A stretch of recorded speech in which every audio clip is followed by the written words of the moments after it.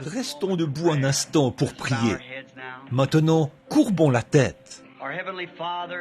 Notre Père Céleste, nous estimons que c'est un très grand privilège pour nous d'être ici parmi les sauvés et de pouvoir chanter ce vieux et glorieux cantique de l'Église.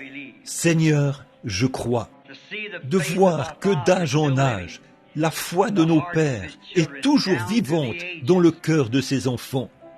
Et comme le cantique vient de nous le dire, nous sommes en chemin vers le pays de Canaan. Père, ce soir, nous prions pour que s'il y en a ici qui n'ont pas encore pris cette décision, qui n'en sont pas venus au point où ils peuvent simplement croire la parole, je prie que ce soir, ce soit le soir où ils prendront la décision finale d'accepter Christ comme leur Sauveur, afin d'être remplis de son esprit. Nous te remercions pour ce groupe qu'on appelle les hommes d'affaires du plein évangile, pour leur prise de position en faveur de ce qui est juste. Nous sommes heureux de savoir qu'il y a dans notre pays des hommes dans le monde des affaires qui prennent le temps de te servir et de parler aux autres, qui dépensent leur argent et consacrent du temps le long du chemin afin d'aider les autres à devenir citoyens du royaume de Dieu. Nous te remercions pour nos frères ministres qui sont ici ce soir, ceux-là qui tiennent le flambeau pour montrer à ce monde enténébré qu'il y a un chemin qui mène à la gloire. Merci pour chaque membre de l'Église du Dieu vivant.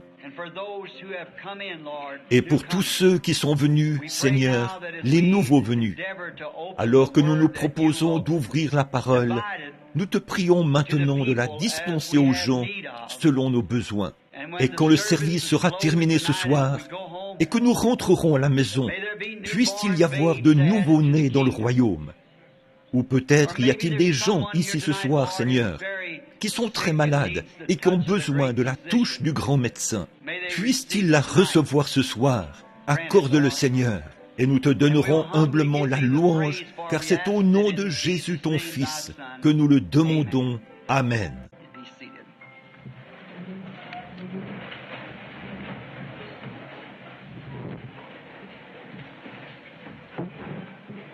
Vous pouvez vous asseoir.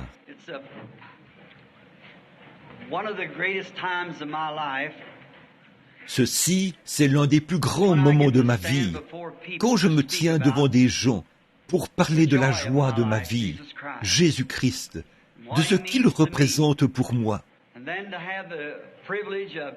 et d'avoir ensuite le privilège de faire part de cette joie à quelqu'un d'autre qui n'a jamais eu cette joie. Je prêchais l'autre jour. Avant, j'étais un jeune prédicateur. Ça fait maintenant 33 ans que je suis dans le ministère. J'ai bénéficié de la réputation d'un jeune prédicateur. Mais maintenant, ce temps-là est révolu pour moi. Et maintenant, je deviens un vieux prédicateur. Mais chaque jour, comme le dit le cantique, il devient chaque jour plus doux encore que le jour précédent. Alors que je suis sur le point puisque j'ai franchi la moitié du chemin et que je regarde vers le coucher du soleil, Christ représente davantage pour moi, jour après jour. Et quand j'ai un privilège comme celui-ci, de me tenir devant les hommes d'affaires et les femmes de différentes communautés, et de leur parler de quelque chose qui compte plus pour eux que n'importe quoi au monde, c'est-à-dire la vie éternelle. Pour moi, il n'y a rien auquel je puisse penser qui soit plus grand que la vie éternelle. Quand on est jeune, on pense en tant que garçon, on joue à la toupie. Et en tant que petite fille, on découpe des poupées en papier. Après un certain temps, on cherche à avoir de l'instruction. Ensuite, on se demande qui épouser, la fille aux yeux bruns ou celle aux yeux bleus. Puis, il faut payer la maison. Il faut éduquer les enfants. Alors, où en est-on? Mais je suis si heureux qu'il y ait quelque chose de réel. Une fois que tout cela est terminé, alors vous arrivez à quelque chose qui compte plus que ces autres choses. En fait, ces choses-là comptent. Elles sont essentielles. Ça compte vraiment de savoir qui sera la mère de ou le père de nos enfants, ce qu'il en sera de notre foyer et tout, l'éducation des enfants. Mais même tout cela aura une fin. Ça passe, mais la vie éternelle, c'est la plus grande chose que je connaisse. Cela me donnait de la satisfaction quand j'étais un jeune garçon, cela me donne de la satisfaction maintenant, alors que je suis un homme d'âge mûr. Et je suis certain que quand les rideaux seront tirés autour de ma vie, je serai heureux d'aller rencontrer celui pour qui j'ai vécu. Maintenant, ceci s'adresse à frère Tony, le président de ce chapitre, ici. Je suis heureux d'être ici, dans la communion fraternelle, avec lui ce soir, et avec frère Carl Williams et d'autres cadres ou d'autres représentants de ce chapitre. Et avec vous tous qui êtes venus nous visiter. Nous sommes heureux d'être ici. Une fois je prêchais, je crois que c'était à Little Rock, dans l'Arkansas, à l'auditorium Robinson Memorial. Et il y avait là un homme qui avait été guéri. Il avait marché avec des béquilles pendant plusieurs années. Il s'installait dans la rue pour vendre des crayons. Et il pouvait, tout déformé. Ses membres étaient paralysés. Il se déplaçait. Les gens avaient vraiment pitié de lui. Un soir, il est venu à la réunion. Il a obtenu une carte de prière. Il est venu dans la ligne de prière et il a été guéri. Et le lendemain, ses béquilles au dos, il marchait de long en large dans la rue pour rendre témoignage. J'essayais de prêcher et au bout d'un moment, il s'est levé et a dit, « Frère Branham, a-t-il dit, je suis un peu perdu. » Il a dit, « Quand je vous ai entendu prêcher, a-t-il dit, je me disais que vous étiez un Nazaréen. » C'est ce qu'il était. Puis il a dit, par la suite, j'ai vu qu'il y avait beaucoup de pentecôtistes dans l'auditoire, a-t-il dit, et quelqu'un a dit que vous étiez pentecôtiste. Puis, je vous ai entendu dire que vous étiez baptiste, ou que vous aviez été ordonné dans l'église baptiste. Il a dit, je suis vraiment confus. Quelle est votre appartenance? J'ai dit, c'est facile. Je suis un baptiste, nazaréen, pentecôtiste. Alors, c'est tout ça mis ensemble. Quand je me suis retrouvé parmi les pentecôtistes, il y a quelques années, c'était dû au fait que le Seigneur m'avait envoyé vers eux, quand il m'a donné le mandat de prier pour ses enfants malades. Et ma propre église dénominationnelle, que je fréquentais à cette époque, ne croyait pas beaucoup à la prière pour les malades, ou à la guérison divine. Cela leur était étranger. Ils m'ont dit que j'étais devenu un exalté. Eh bien, peut-être que je suis devenu un exalté. Je ne sais pas, mais je suis vraiment heureux, peu importe ce que je suis. Quelqu'un a dit que j'avais perdu la tête. J'ai dit, alors laissez-moi tranquille, parce que je suis plus heureux comme ça que comme j'étais avant. Alors je me sens bien comme ça, et c'est une joie ineffable. Mais quand je suis venu parmi les pentecôtistes, je pensais qu'il n'y en avait qu'un seul groupe. Par la suite, j'ai découvert qu'il y avait parmi eux de très nombreux groupes séparés les uns des autres, comme on en voyait dans l'église baptiste d'où je venais. Alors, je ne voulais pas prendre parti pour quelque groupe que ce soit. Je me suis efforcé de me placer entre eux tous et de leur dire « Nous sommes frères ». Voyez, et c'est cette attitude que j'ai conservée depuis ce temps-là. Voir la grande Église du Dieu vivant unie dans la foi, dans la prière et dans l'effort. Et alors, quand les hommes d'affaires du plein évangile ont mis sur pied leur organisme, car ils ne sont pas une organisation, ils sont un organisme, cela a permis d'accepter tous les groupes, et cela m'a donné une tribune, et ils m'ont pris sous leur aile. Et je suis très reconnaissant d'avoir l'occasion de prendre la parole devant les hommes d'affaires chrétiens, parce que là, je peux exprimer ce que je crois à tous les groupes au même moment. Et cela a été quelque chose de grandiose pour moi. Je fais partie d'une seule organisation, les hommes d'affaires du plein évangile. Et pour ce faire, il y a maintenant en Afrique, où nous prévoyons aller d'un moment à l'autre, là-bas en Afrique du Sud, où le Seigneur nous a donné l'une des réunions les plus glorieuses qu'il nous ait jamais données, je pense, là, en Afrique du Sud, où nous avons vu 30 000 purs indigènes recevoir Christ comme leur sauveur en un seul après-midi, lors d'un service. On en avait dénombré 30 000. Le lendemain matin, Sidney Smith, le maire de Durban, qui avait été à cette réunion, m'a téléphoné. Il y avait eu environ 200 000 personnes au stade ou à l'hippodrome. Et il a dit, allez à votre fenêtre et regardez par la fenêtre. Et 7 camions remplis sont passés, et ces gros camions anglais, qui étaient presque l'équivalent de cette pièce d'un bout à l'autre, étaient remplis de béquilles, de fauteuils roulants, et des choses qui avaient servi de civière aux gens la veille. Et des gens marchaient derrière les camions chantant, les mains en l'air, le cantique que vous avez chanté il y a quelques instants. Crois seulement, tout est possible. Et mon cœur, j'ai dit, Seigneur, ce jour sera pour moi un jour mémorable. Et les quelques jours, le jour, j'étais censé y passer 3 jours. Et c'est là-bas que je repars maintenant. Et là, pendant ces 3 jours, je ne sais vraiment pas tout ce qui s'y est produit. Tout est parti d'un seul miracle que le Seigneur a opéré sur l'estrade. Un garçon qui marchait à 4 pattes, comme un chien, a été ramené à son bon sens et il s'est mis à marcher normalement devant les gens. La veille, on avait dû placer des grilles pour séparer ces gens, parce qu'il y avait une guerre entre les tribus. Et maintenant, la paix régnait parmi eux. Ils marchaient les bras les uns autour des autres, en chantant « Crois seulement ». Tout est possible. Je vous le dis, le bon vieil évangile, même dans sa simplicité, n'a jamais perdu sa puissance quand on le prêche dans la simplicité de la résurrection de Christ. Et cela est plus cher pour moi jour après jour. Et si vous êtes un homme d'affaires ici ce soir, et que vous n'avez jamais fait partie d'une quelconque association des hommes d'affaires, permettez-moi de vous recommander ces hommes d'affaires du plein évangile.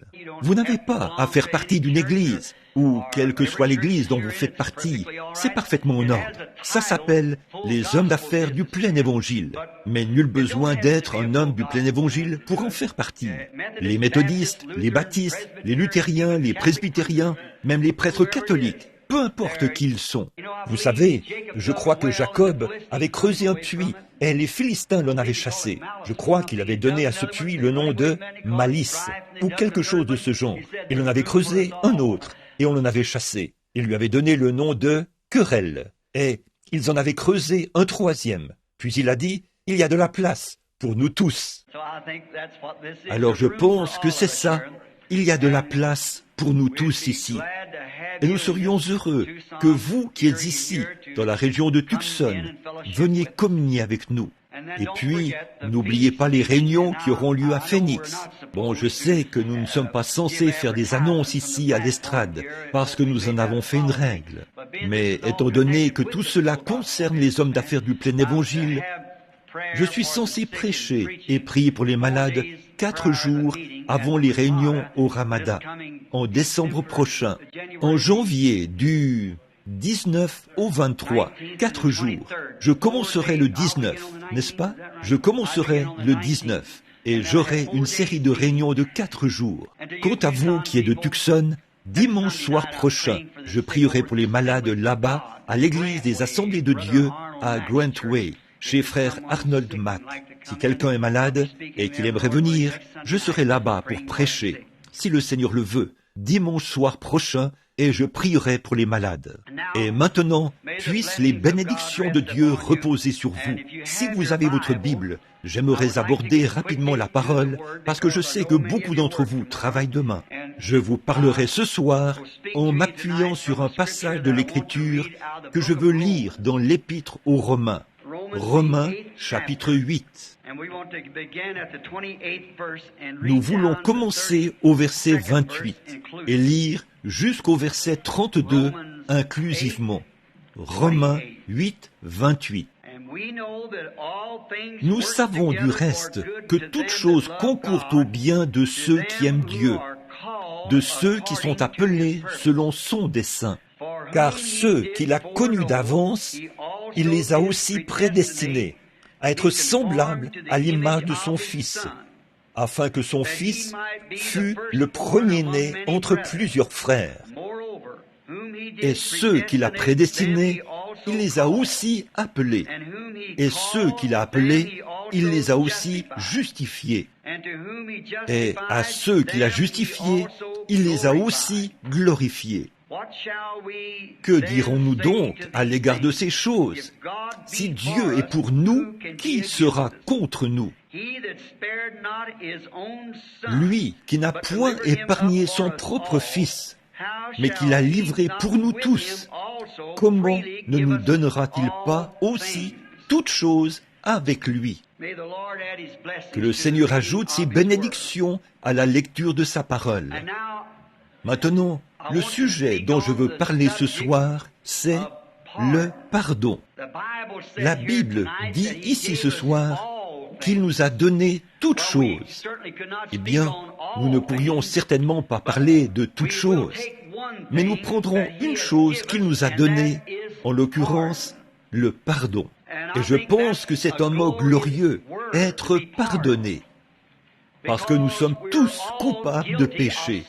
Nous avons tous péché et sommes privés de la gloire de Dieu. Et Dieu, par son Fils, nous a pardonné cette culpabilité de nos iniquités et de nos péchés. Et le pardon me rappelle une histoire que j'ai lue une fois, quelque chose qui s'est passé pendant la guerre d'indépendance, je crois. Il y était question d'un homme, un soldat, un fantassin, qui avait fait quelque chose qui était... Le tribunal l'avait reconnu coupable et condamné à être fusillé. Je crois qu'il avait déserté son poste au moment du combat. Et il allait être tué par un peloton d'exécution. Et un homme l'a tellement pris en pitié qu'il a fini par se frayer un chemin jusqu'au grand président Lincoln.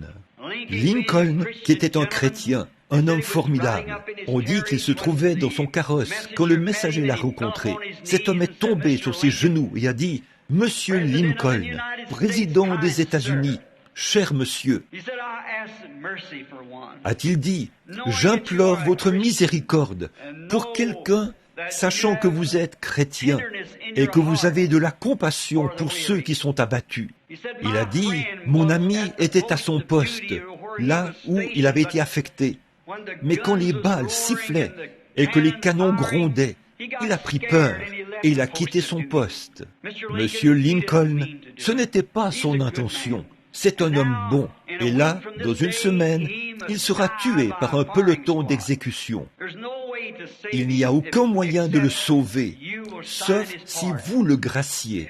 Monsieur Lincoln, les larmes aux yeux, a sorti un morceau de papier de son porte-document et y a écrit « Moi, Abraham Lincoln, je gracie cet homme de telles choses. Il ne doit pas mourir. » Et il y a posé sa signature. Et cet homme lui a souhaité que les bénédictions de Dieu reposent sur lui. Il est retourné à la prison et a dit à son ami « J'ai obtenu ton pardon. » Il a sorti le bout de papier sur lequel c'était écrit et il le lui a montré.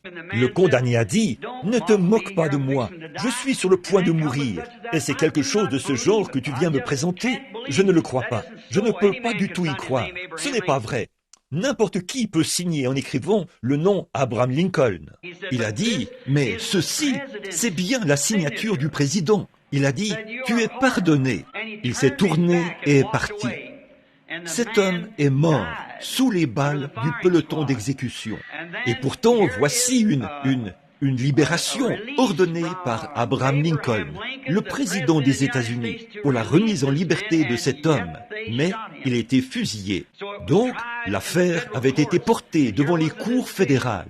Et voici l'arrêt qui avait été rendu. Un pardon n'est pas un pardon à moins d'être accepté en tant que pardon. Donc, ce que j'ai lu ce soir, que Dieu nous donne toutes choses et qu'il nous donne le pardon, c'est un pardon pour ceux qui veulent accepter la parole de Dieu en tant que pardon. Mais juste la lire, ça pour nous, ça ne veut pas dire qu'on est pardonné. Ce que ça veut dire, c'est que vous devez l'accepter en tant que votre pardon. Le fait que Dieu a donné son Fils pour qu'il meure à votre place. Et là, c'est un pardon. Libéré de la culpabilité. Voilà ce sur quoi nous voulons baser notre réflexion. Un pardon qui vient de Dieu est une libération de la culpabilité. Il ne s'agit pas de changer de direction en embrassant une doctrine psychologique quelconque, ce qui pourrait, d'une certaine façon, vous donner l'impression que vous avez fait quelque chose de bien, du fait d'avoir adhéré à l'Église, ou adopter un certain credo, mais il s'agit d'une libération de votre culpabilité par la puissance du calvaire. Quelque chose vous a libéré. Il n'y a plus de culpabilité. La Bible dit, dans Romains 5:1, je crois, « Il n'y a donc maintenant aucune condamnation pour ceux qui sont en Jésus-Christ, qui marchent non selon la chair, mais selon l'Esprit. » Une fois qu'un homme est libéré du péché, un homme ou une femme, alors il n'y a plus aucun désir dans son cœur de marcher selon le train de ce monde. Il a reçu gratuitement son pardon. Il devient une nouvelle créature en Jésus-Christ. Il s'affectionne alors aux choses d'en haut, où Christ est assis à la droite de Dieu. Il a été gracieusement libéré. Il n'a pas besoin qu'un prêtre le lui dise ou qu'un ministre le lui dise. Il sait lui-même qu'il a reçu son pardon parce qu'il l'a accepté en ayant recours au moyen par lequel Dieu le lui a envoyé, Jésus-Christ. Quel bien cela fait d'être libéré du péché. On m'a raconté que lorsque la proclamation d'émancipation avait été signée en faveur des esclaves du Sud, il y a bien des années, le moment qui avait été fixé pour leur affranchissement était le lever du soleil d'un certain matin. Ils étaient tous sortis des plantations et beaucoup de jeunes hommes sont montés jusqu'au sommet de la montagne parce que là, ils seraient les premiers à voir le lever du soleil. Et les hommes plus âgés se trouvaient un peu plus bas, et les femmes et les enfants au pied de la montagne. Et bien longtemps avant l'aube, ils attendaient. En effet, les coups de fouet de l'esclavage et les dures épreuves avaient rempli leur vie de tristesse. Alors, ils attendaient avec impatience ce jour où ils allaient être graciés. Voici ce que déclarait la proclamation d'émancipation. À partir de tel jour, au lever du soleil, ils seront affranchis. Ils désiraient ardemment voir cette heure où le soleil se lèverait. Ils avaient tellement hâte qu'ils avaient gravi les montagnes. Oh, si seulement les pécheurs ce soir pouvaient désirer vivement savoir qu'ils sont pardonnés. Vous êtes pardonnés à l'instant même où vous acceptez Jésus-Christ comme votre Sauveur. C'est alors que vous êtes pardonnés.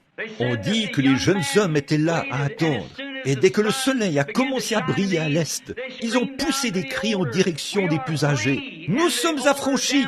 Et à leur tour, les plus âgés ont poussé des cris en direction des femmes et des enfants. « Nous sommes affranchis ! Nous sommes affranchis !» Parce que le soleil s'était levé.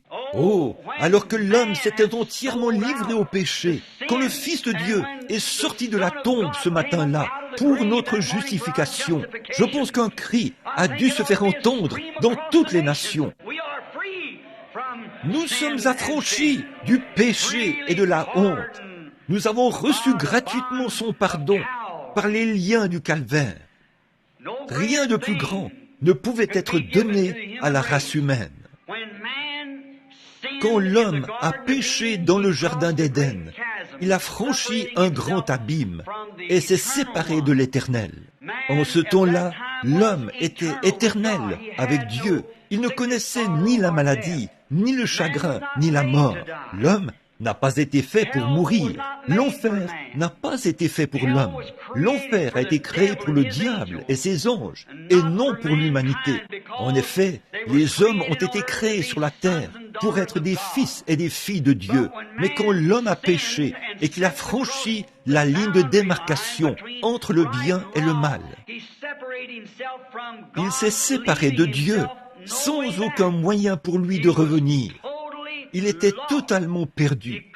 Il ne pouvait pas revenir parce qu'il avait péché. Mais Dieu, qui est riche en miséricorde, a accepté un substitut, car il avait dit, « Le jour où tu en mangeras, ce jour-là, tu mourras. » Et la justice et la sainteté de Dieu exigent la mort, parce que c'est sa parole. Il doit tenir sa parole pour être Dieu. Ainsi donc, malgré l'amour qu'il avait pour la race humaine, il a dû les regarder se séparer de lui, de la communion qu'il avait avec ses enfants dans le jardin d'Éden. Et tout ce temps, il a dû vivre dans cet état de chagrin, parce que sa parole dit, « Le jour où tu en mangeras, ce jour-là, tu mourras. » Alors, nous pouvons nous appuyer sur le fait que tout ce que Dieu dit est vrai. Cela doit s'accomplir. Dieu ne peut pas revenir sur sa parole, vous voyez, parce qu'il est infini, il est éternel. Et sa première décision est une décision perpétuelle. Il n'a pas à revenir là-dessus parce qu'il a augmenté son savoir à ce sujet. Il est infini dès le départ. Par conséquent, quand Dieu dit quelque chose, c'est parfaitement ce qu'il en est. Ça ne peut jamais être changé, parce que c'est la décision parfaite. Et alors, la manière dont Dieu agit sur les sujets qui acceptent sa décision sera pour toujours la manière dont il agira sur tous les autres sujets qui accepteront sa décision de cette manière-là. Par conséquent, s'il a pourvu d'un moyen pour que l'homme soit sauvé, le premier moyen qu'il aura pourvu restera à jamais le même. Et si Dieu a promis aux malades qu'il sera guéri à condition d'avoir la foi pour y croire, ça restera à jamais ainsi. Il ne peut pas revenir là-dessus. Voyez, il doit toujours rester le même. Eh bien, au Jardin d'Éden, Dieu a accepté un substitut pour l'homme au moyen d'un sacrifice sanglant. Il fallait que ce soit du sang pour payer le prix. Et il en a toujours été ainsi. Aucun autre moyen, ou quoi que ce soit d'autre, ne l'a jamais remplacé. C'était du sang. Le seul moyen pour Dieu de recevoir de nouveau ses enfants, c'est par ce substitut de sang. Aucun autre prix ne peut être payé. Rien d'autre ne fera l'affaire. La première décision de Dieu est toujours parfaite et elle est éternelle. Et nous savons que c'est vrai, parce que Dieu ne peut pas mentir et il ne peut pas revenir sur sa parole. Depuis ce moment-là, c'est le seul moyen et le seul lieu où Dieu entre en communion avec l'homme. Bon, le sujet c'était, or, le mot « mort » veut dire la séparation. Quand nous mourons de ce côté-ci, ça ne veut pas dire, notre mort physique ne veut pas dire que nous sommes morts. Jésus a dit, « Celui qui croit en moi vivra, quand même il serait mort. Quiconque vit et croit en moi ne mourra jamais. » Or, cette mort dont il est question ici, c'est la séparation d'avec la présence de Dieu. Mais la mort physique que nous devons connaître ici, ce n'est toutefois pas la mort. Nous sommes encore dans la présence de Dieu. Nous passons de cet endroit-ci à un endroit plus proche de lui, dans sa présence. Ce que nous appelons la mort, ce n'est pas la mort telle que nous l'appelons ici. Souvenez-vous, il a dit au sujet de la jeune fille qui était morte, la fille de Jairus. Elle n'est pas morte, mais elle dort. Et ils se sont moqués de lui, parce que pour eux, elle était morte. C'était leur langage à eux, elle est morte. Mais Jésus a dit, elle dort. Il est allé la réveiller, et elle est revenue à la vie. Eh bien, depuis Adam jusqu'à ce jour, l'homme essaie de fabriquer son propre substitut. Il fait tout son possible pour produire quelque chose d'un peu mieux que ce que Dieu avait fait en ce temps-là. Et c'est simplement naturel chez l'homme. L'homme cherche toujours à améliorer quelque chose, à le faire autrement. Il veut injecter ses propres idées dans le plan de Dieu.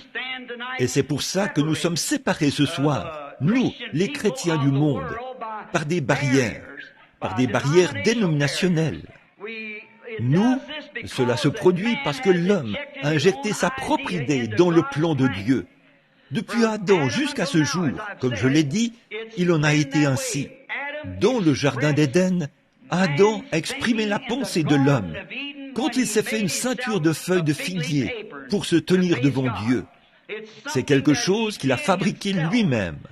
Et après les feuilles de figuier, il a essayé l'instruction, les tours, les villes, les idoles, la civilisation, la dénomination. Mais cela n'a rien changé à l'affaire. C'est uniquement sous le sang que Dieu accepte ces sujets. C'est tout. L'instruction a totalement échoué. Plus nous sommes instruits, plus nous nous éloignons les uns des autres. La dénomination a totalement échoué. Nous traçons des lignes de démarcation et nous dressons des barrières.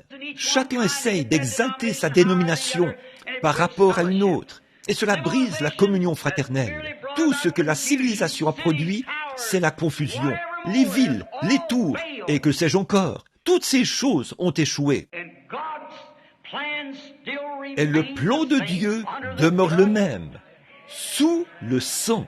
Ce sang, c'est un sang qui doit être mis bien en vue dans le jardin, Autrefois, ou plutôt à l'époque d'Israël, quand il fallait qu'Israël tue l'agneau et mette le sang sur le linteau et sur le montant de la porte, c'est ce que Dieu avait exigé. Et il fallait que ce signe soit là, peu importe ce qu'était la situation de chacun. Il se peut que ces hommes aient démontré qu'ils étaient des Israélites circoncis. Il se peut qu'ils aient déclaré « Nous croyons chaque parole que Jéhovah dit », mais ce n'est pas ça qui réglait le problème. Il leur fallait mettre ce signe en évidence. Le sang devait être présenté. C'est la même chose ce soir. Je crois que chaque chrétien doit mettre en évidence le sang de Jésus-Christ, qu'il a purifié des choses du monde, en dépit de tout. Or, en ce temps-là, il fallait que le signe soit appliqué sur la porte. Il fallait que ce soit appliqué là-dessus, peu importe combien religieuse était la maisonnée, combien religieux étaient les occupants, combien ils avaient élevé leurs enfants dans la droiture, combien assidus ils étaient à l'église, combien ils avaient bien mis en évidence toutes les choses que Dieu avait dites. Ils n'en demeuraient pas moins qu'à cette dernière heure, où ils étaient entre la mort et la vie. Il fallait que le sang soit mis en évidence. Et le sang montrait qu'un substitut innocent avait été accepté à la place de l'adorateur. Et les composants chimiques du sang, le sang rouge était en soi le signe sur la porte, montrant que cette maison était en sécurité, qu'elle était sous le sang. Et ça, c'était un type. Maintenant, en ces derniers jours, nous arrivons une fois de plus à l'heure où Dieu délivrera son Église. Je crois cela. Et aussi sûr que ce sang devait servir de commémoration, il en est de même du signe. Il est exigé aujourd'hui. Alors, eh bien, on ne pourrait pas prendre les composants chimiques du sang du Seigneur Jésus et les appliquer sur la porte de chacun. Mais voyez-vous, en ce temps-là, un animal mourait, et c'était un agneau. Et pour montrer que l'animal était mort, son sang était appliqué sur la porte. Or, la vie qui était dans l'animal ne pouvait pas venir sur l'adorateur, parce que l'animal n'a pas d'âme. Ainsi, la vie qui était dans l'animal ne pouvait pas venir sur l'adorateur. Mais aujourd'hui, le sang du propre Fils de Dieu a été versé au calvaire pour notre pardon et notre libération. Et la vie qui était dans ce sang, c'était Dieu lui-même. Et le Saint-Esprit revient sur son Église, sur son croyant. Et en ces derniers jours, c'est un signe qu'il passera par-dessus l'homme ou la femme qui a accepté la mort de Jésus-Christ comme son substitut. Et le Saint-Esprit rend témoignage. Vous pourriez dire, je l'ai accepté. Si vous vivez encore dans le monde, si vous continuez de vivre comme le monde, alors il n'y a aucune preuve que cette vie était pour vous, tant que cette preuve du Saint-Esprit n'a pas pénétré dans votre vie. Voici l'exigence de Dieu que tout homme ou toute femme doit avoir, cette preuve qui lui servira de signe en ce dernier jour, quand je verrai le sang. Jésus a dit, en vérité, je vous le dis, si un homme ne naît de nouveau, s'il ne naît d'eau et d'esprit, il n'entrera point dans le royaume. Par conséquent, cela a toujours été le programme de Dieu. Le sang, c'était du sang dans l'Ancien Testament. C'était le sang dans le Nouveau Testament. Dans l'Ancien Testament, c'étaient les composants chimiques, ce qui était un type de la vie à venir. Cela montrait qu'un substitut avait été offert, mais l'adorateur repartait avec la même mauvaise conscience qu'il avait au moment où il était entré pour offrir son agneau. Mais cette fois-ci, celui qui rend ce culte, étant une fois purifié du péché, n'en a plus aucune conscience. Cette chose-là est morte, c'est terminé, et vous êtes passé de la mort à la vie. Et vous êtes de nouveau vivant en Jésus-Christ, ayant en vous la vie éternelle. Et le Saint-Esprit demeure en vous. Il produit de nouveau la vie de Jésus-Christ. Car la Bible dit, dans Hébreux 13:8, il est le même, hier, aujourd'hui et éternellement. Dieu attend l'heure où il verra son Église arriver là, peu importe la dénomination, peu importe les credos, la couleur ou quoi que ce soit d'autre. Cette heure où son Église entière arrivera là où ils mettront en évidence le signe de la mort de Jésus-Christ. Encore un peu de temps, a-t-il dit, et le monde ne me verra plus. Mais vous me verrez, parce que je vis, vous vivez aussi. Je serai avec vous et même en vous jusqu'à la fin du monde. Jésus-Christ, le même hier, aujourd'hui et éternellement. Je rencontre parfois des chrétiens qui prétendent être de saints hommes et de saintes femmes de Dieu. Ils ont honte de rendre témoignage. Ils ont honte de dire Amen. Ils ont honte de chanter les cantiques de Sion. Ils ont honte partout. J'aime bien me retrouver parmi des gens qui n'ont pas honte de l'évangile de Jésus-Christ. Même si cela semble être une hérésie, ils n'ont pourtant pas honte. Quelque chose est arrivé et cela compte plus que la vie pour eux. C'est la vie éternelle, parce qu'ils ont accepté le substitut de Dieu. J'aime ce genre de chant. Bon, j'étais là, en arrière, à prier pour certaines personnes qu'on avait amenées il y a quelques instants. Ce service n'est pas un service de prière, c'est juste pour la prédication. J'étais là, dans la pièce, et j'entendais les chants, le battement des mains, et nous nous demandons, et j'en ai même vu certains courir d'un bout à l'autre de la salle, et danser par l'esprit, comme on dit. La première fois, j'ai critiqué cela quand j'ai vu les pentecôtistes danser par l'esprit. Je me suis dit, qu'est-ce que c'est que ça? C'est probablement un tas d'absurdités. Puis, je me suis mis à lire la Bible, et j'ai découvert cela, le fait de danser par l'esprit. Le diable a imité cela et a propagé cela par le biais du rock'n'roll et toutes ces choses. Mais la vraie danse authentique vient de Dieu. C'est tout à fait exact. Et chaque fois, la danse représentait la victoire. Quand David a tué Goliath et que ce petit garçon au teint rosé est entré dans la ville, entraînant la tête de ce géant derrière lui, les gens sont sortis à sa rencontre en dansant. Ils avaient la victoire. Quand, par la puissance de Dieu, Moïse a traversé la mer Rouge et a emmené les enfants d'Israël de l'autre côté, Marie a attrapé un tambourin et avec toutes les filles d'Israël, elle s'est mise à courir de long en large sur le rivage, en battant du tambourin et en dansant par l'esprit. Si ce n'est pas une réunion pentecôtiste à l'ancienne mode, je n'en ai jamais vu de ma vie. C'était moi le problème. Je n'avais pas assez de victoire. Mais une fois que vous remportez finalement cette victoire et que le signe du sang de Jésus-Christ vient sur vous, je me souviens de David, le grand psalmiste de la Bible, la fois où il avait fait quelque chose, où il avait accompli ce grand exploit. La fille de Saül lui avait été donnée comme épouse. Elle était une sorte de soi-disant croyante, guindée et prétentieuse. L'arche se trouvait loin de Dieu depuis bien longtemps. La présence visible de Dieu, la colonne de feu, était suspendue au-dessus de cette arche. Les Philistins étaient venus et s'en étaient emparés sous le règne de Saül. Et un jour, quand David a vu l'arche revenir à la maison de Dieu, David est sorti en courant devant l'arche et il a dansé devant le Seigneur en chantant les louanges de Dieu. Et la fille de Saül semblait très embarrassée par les agissements de cet homme. Son mari, son jeune et beau mari, s'était mal conduit en sa présence. Elle, la fille du roi.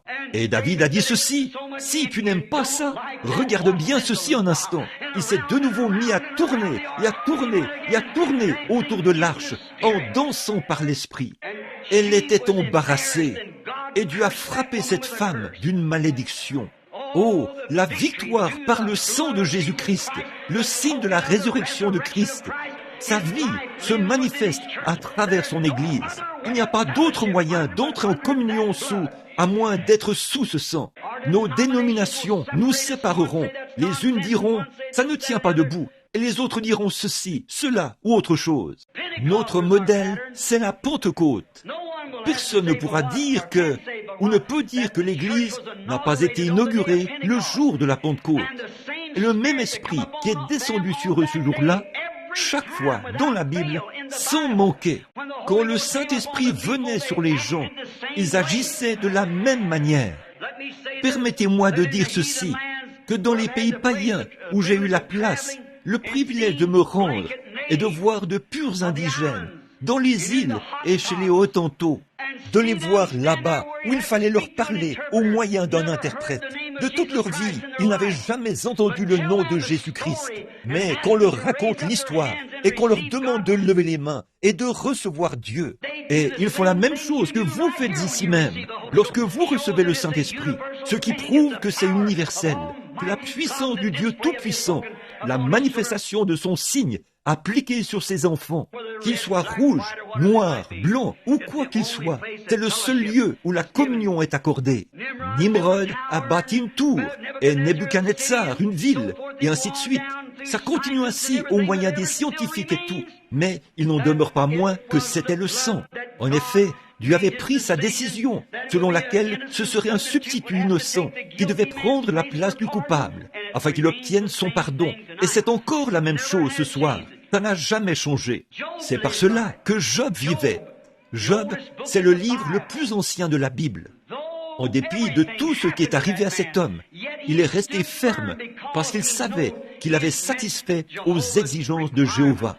Il savait que c'était juste. C'était pareil pour Abraham, pour beaucoup d'entre eux. Israël ne se rencontrait, il n'y avait qu'un seul lieu où Israël pouvait entrer en communion. C'était sous le sang versé. Les hommes de tout lieu devaient adorer à Jérusalem.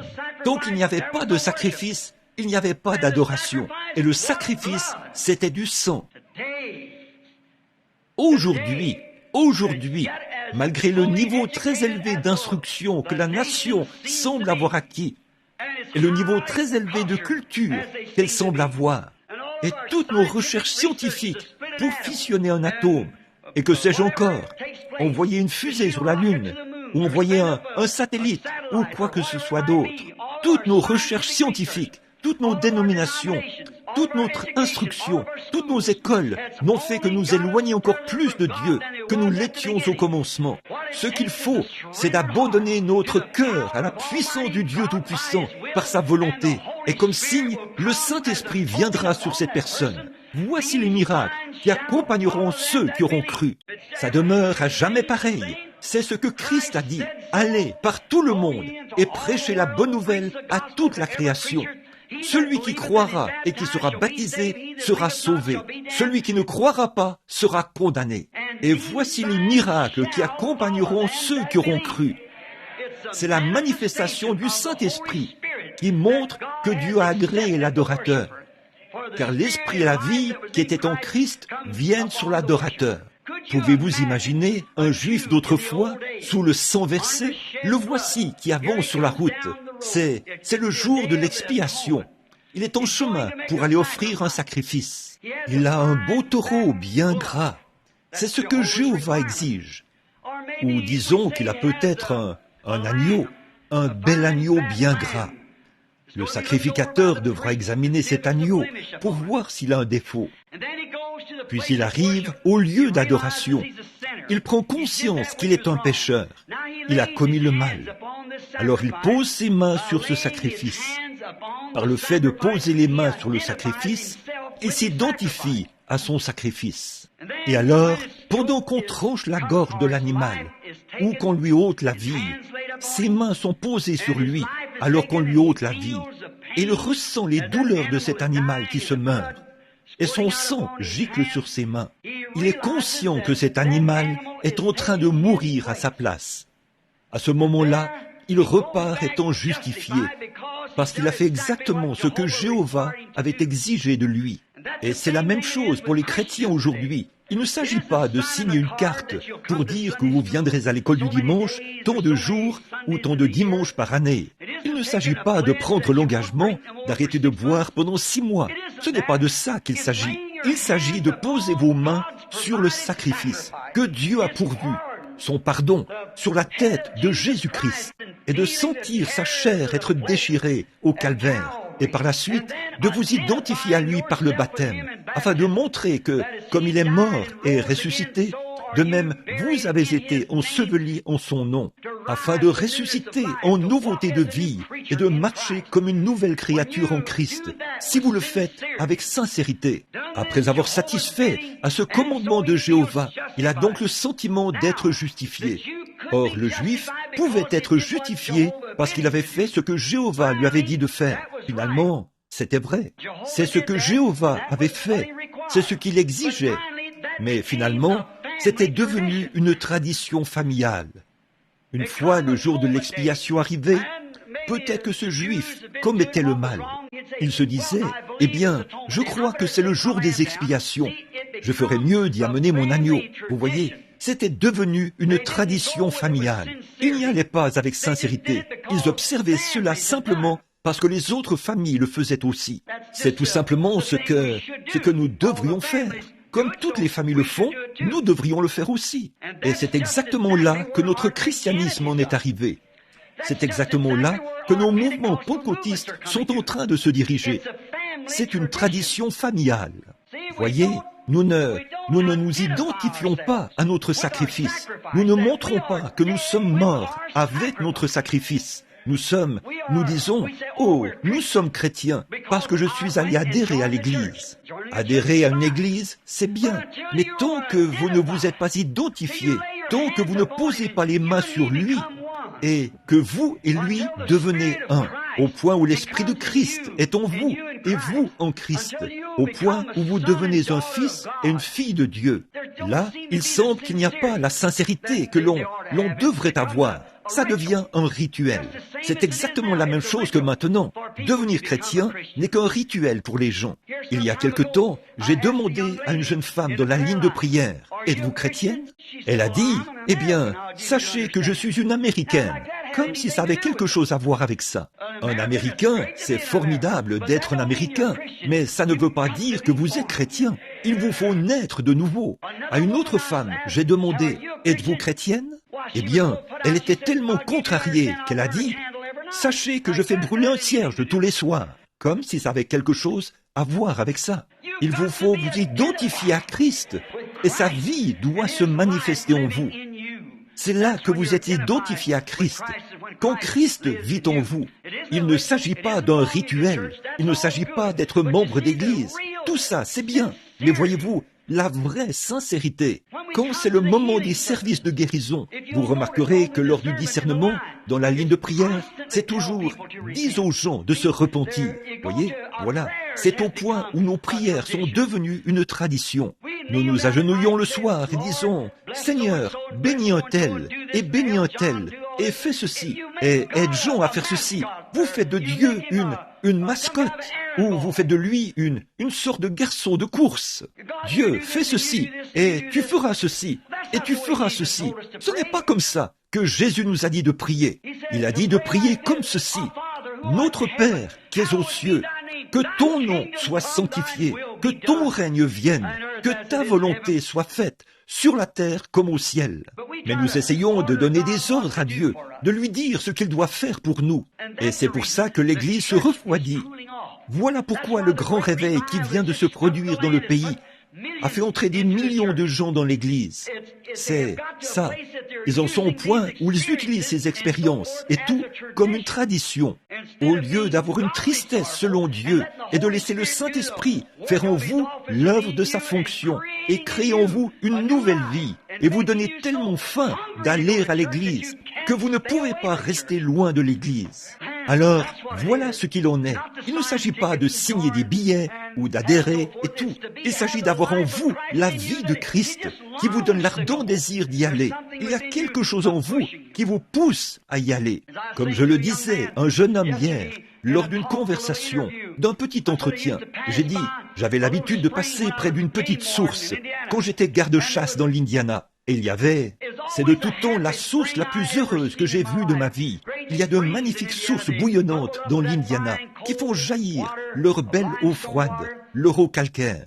Un jour, je me suis assis près de la source pour lui parler, tout comme l'aurait fait Moïse devant le buisson ardent, afin de lui parler, je suppose. Et j'ai dit, petite source, qu'est-ce qui te rend si heureuse que tu bouillonnes tout le temps? Quand je viens ici en hiver, tu bouillonnes.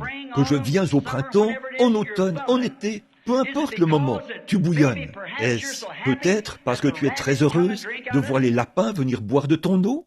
Eh bien, si elle pouvait parler, elle dirait, non, ce n'est pas ça. Je lui dirais, eh bien, c'est peut-être parce que les cerfs viennent boire de ton eau. Elle dirait, non, ce n'est pas ça. Je lui dirais, bon, eh bien, c'est peut-être parce que je viens de temps en temps boire de ton eau. Non, ce n'est pas ça. Je suis heureuse qu'ils viennent tous s'abreuver. Mais ce n'est pas pour ça que je bouillonne tout le temps. Eh bien, qu'est-ce qui te fait bouillonner ainsi? Qu'est-ce qui te rend si heureuse? Qui te fait jaillir tout le temps? Si elle pouvait parler, elle dirait, ce n'est pas moi, c'est quelque chose derrière moi Ça me stimule. C'est pareil pour une expérience chrétienne. Ce n'est pas quelque chose que vous essayez de fabriquer. C'est quelque chose derrière vous. Cela œuvre en vous. C'est la vie éternelle qui agit, qui jaillit. Comme il l'a dit à la femme au puits, ce seront des sources d'eau qui jailliront jusque dans la vie éternelle. C'est quelque chose qui est à l'intérieur de l'adorateur. Quand il s'est identifié à Christ, parce qu'il sait qu'il est vivant. Mais nous ne voulons pas que ça devienne une tradition. Quand Israël est arrivé au point où, par leur sacrifice, ils ont fait des commandements de Dieu une tradition, alors le puissant prophète Ésaïe leur a été envoyé par Dieu avec l'Ainsi dit le Seigneur. Quelque part, d'une manière ou d'une autre, Dieu peut toujours mettre la main sur un homme, quelque part, à un endroit, qui n'a pas peur de mettre la chose à nu. C'est vrai. Ésaïe s'est levé. Vous pouvez le lire dans Ésaïe 1. Je l'ai noté ici. Ésaïe leur a parlé. Il a dit, « Les sacrifices que Jéhovah a exigés de vous me puent au nez. Je les ai en horreur. La graisse des béliers et des génisses, et ainsi de suite. » Dieu les avait en horreur. La chose même qu'il leur avait ordonné de faire. Comme ils en ont fait un rituel, alors Dieu a eu cela en horreur. Parce qu'ils en ont fait un rituel. Et nous pouvons faire de la parole de Dieu la même chose. C'est vrai. Quand nous l'approchons comme une tradition, comme un rituel, nous devons l'approcher en sachant que c'est l'Ainsi dit le Seigneur. Si Dieu l'a promis, Dieu tiendra sa promesse. Il est plus grand que sa promesse.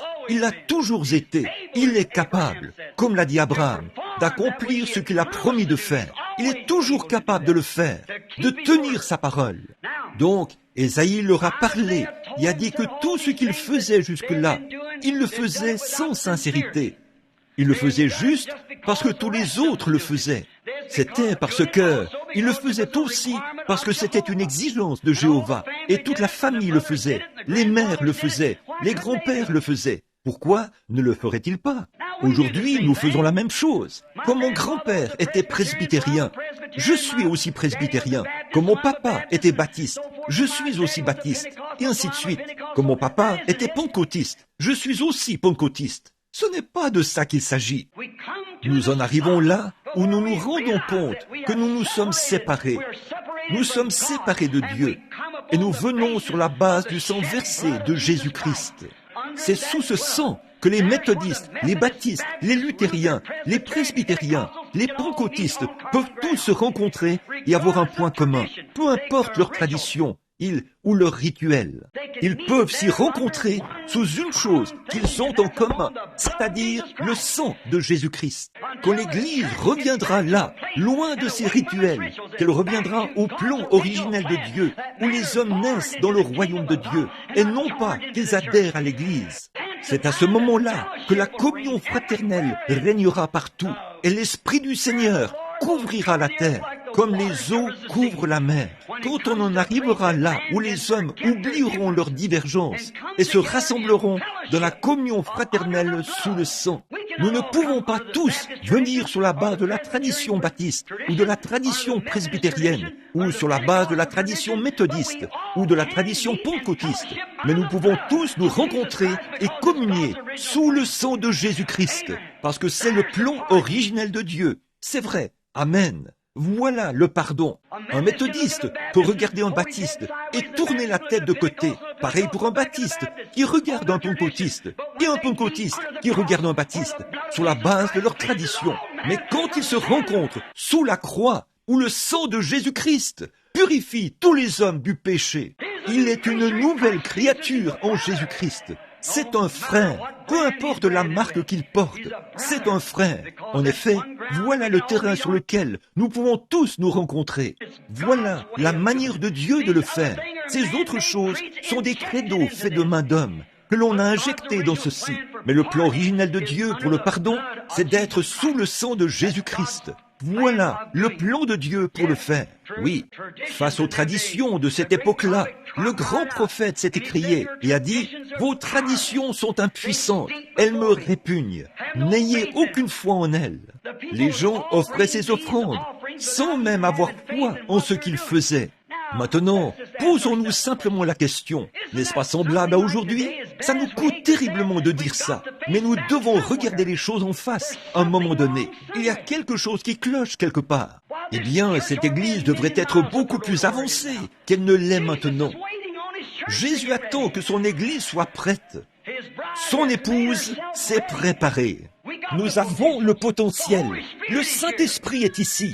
Dieu est ici, avec la puissance de guérir les malades, la puissance de faire toutes les choses que Christ a faites. J'ai personnellement vu le Saint-Esprit le démontrer. Donc, le potentiel est là. Ce que Dieu attend de nous, c'est que nous abandonnions nos traditions et que nous revenions sous le sang de son Fils, Jésus-Christ, pour devenir l'Église du Dieu vivant, les méthodistes, les baptistes, les luthériens, les presbytériens, et que sais-je encore. Que celui qui veut vienne prendre des eaux de la vie gratuitement. Je le crois de tout mon être. Nous, Dieu a envoyé le Saint-Esprit pour faire cela. Mais nous nous approchons sans sincérité, par nos rituels, puisque c'est notre tradition, puisque c'est un rituel. Nous nous approchons sans sincérité, sans vraiment éprouver de la tristesse quant au péché.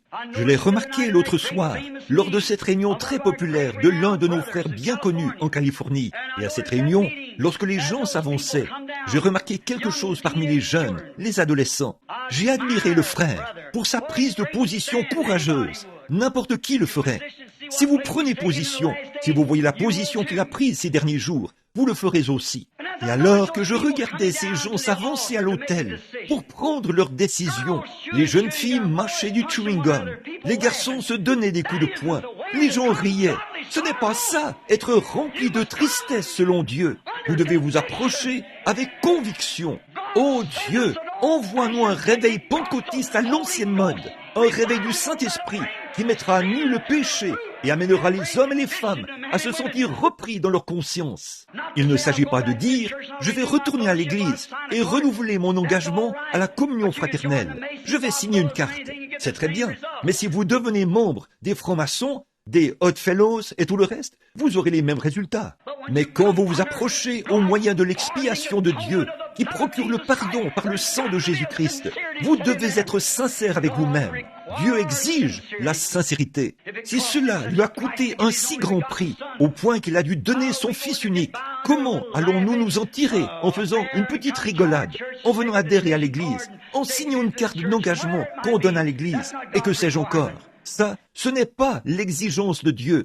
Celui qui va semer avec larmes reviendra certainement avec allégresse quand il portera de précieuses gerbes. Il nous faut des gens qui portent des gerbes. Une fois, j'ai entendu un grand évangéliste dire, lorsque j'assistais à l'un de ses petits déjeuners, il avait pris la Bible, et j'ai toujours eu de l'admiration pour lui. Il a dit, voici la norme. C'est ce que Dieu exige. Il a dit, je vais dans une ville pour y tenir un réveil.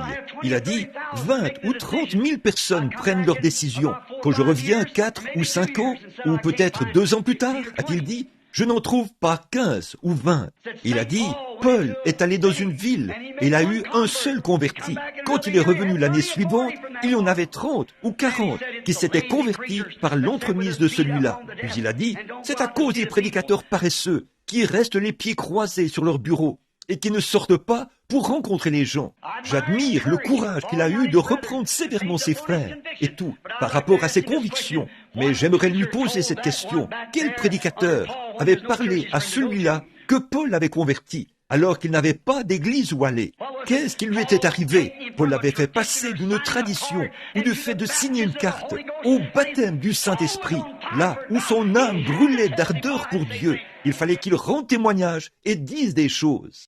Son âme entière brûlait de l'ardeur du feu que Dieu avait allumé là-dedans. Ce qu'il nous faut ce soir, c'est un signe qui indique qu'un homme est sauvé ou qu'une femme est sauvée.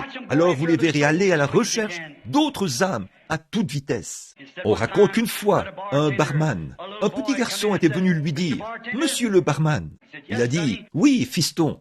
Il a dit, « Votre enseigne est tombée ». Il a dit, « Eh bien, merci fiston ».